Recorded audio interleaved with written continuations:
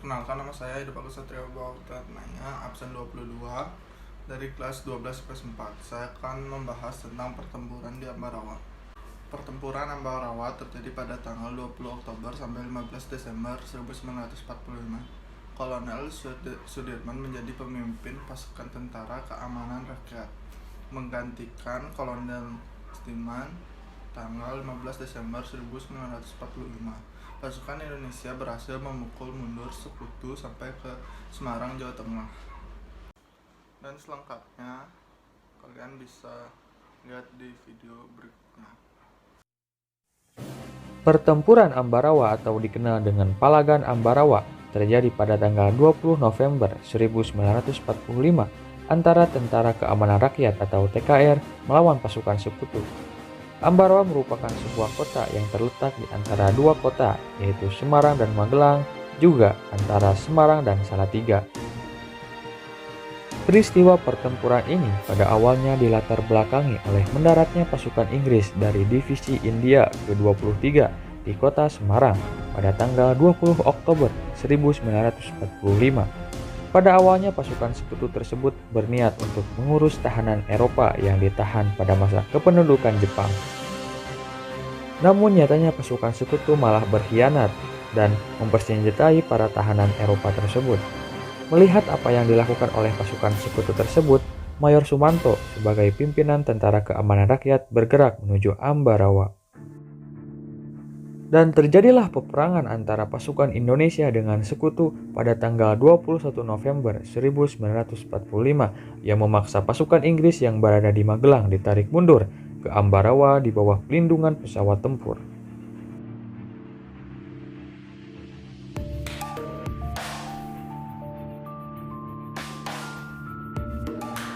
Pada tanggal 22 November 1945, pertempuran berkobar di dalam kota. Perlawanan yang dilakukan oleh pasukan Indonesia memaksa pasukan Inggris melakukan gencatan senjata terhadap perkampungan di sekitar Ambarawa. Kesepakatan gencatan senjata tersebut lantas membuat pasukan TKR yang berada di Ambarawa bersama dengan pasukan TKR lainnya dari Salatiga, Boyolali, dan Kartasura bertahan di sebuah tempat yang bernama Kuburan Belanda. Sehingga mereka membentuk garis medan di sepanjang rel kereta api yang membelah dua kota Ambarawa. Setelah kesepakatan gencatan senjata berakhir, pertempuran antara kedua belah pihak berkobar kembali dan kali ini semakin sengit. Namun, pada tanggal 26 November 1945, Letnan Kolonel Istiman yang merupakan pimpinan pasukan dari Purwokerto gugur. Dan pada saat itulah Kolonel Sudirman, Panglima dari Divisi 5 di Purwokerto, mengambil alih pimpinan pasukan tersebut. Situasi pertempuran membuat pihak Sekutu semakin terpojok. Melihat situasi tersebut, pasukan TKR berinisiatif membuat sebuah rencana serangan yang terakhir kalinya. Rencana serangan tersebut antara lain: pertama, serangan dilakukan serentak dan mendadak dari semua sektor. Kedua, setiap komandan sektor memimpin pelaksanaan serangan. Ketiga, pasukan Badan Perjuangan atau Laskar menjadi tenaga cadangan. Dan yang terakhir, hari serangan dilangsungkan pada pukul 04.30 pagi hari. Dan pada tanggal 12 Desember 1945 pagi hari, rencana tersebut pun akhirnya dilaksanakan. Pasukan TKR bergerak menuju pos-posnya masing-masing.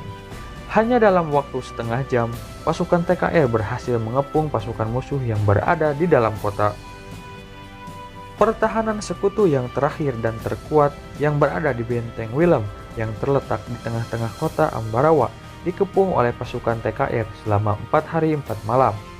Dan pada akhirnya, Sekutu yang merasa kedudukannya semakin terdesak berusaha untuk mundur dari medan pertempuran.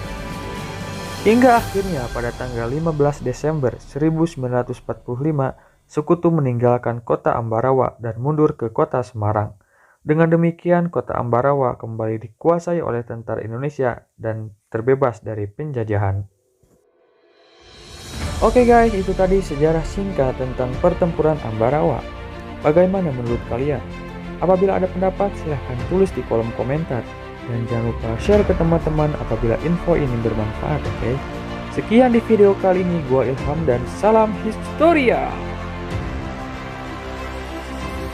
Sekian praktek pembahasan tentang Perang Ambarawa. Saya akhiri dengan Pram Santi. Om Santi Santi Santi Om.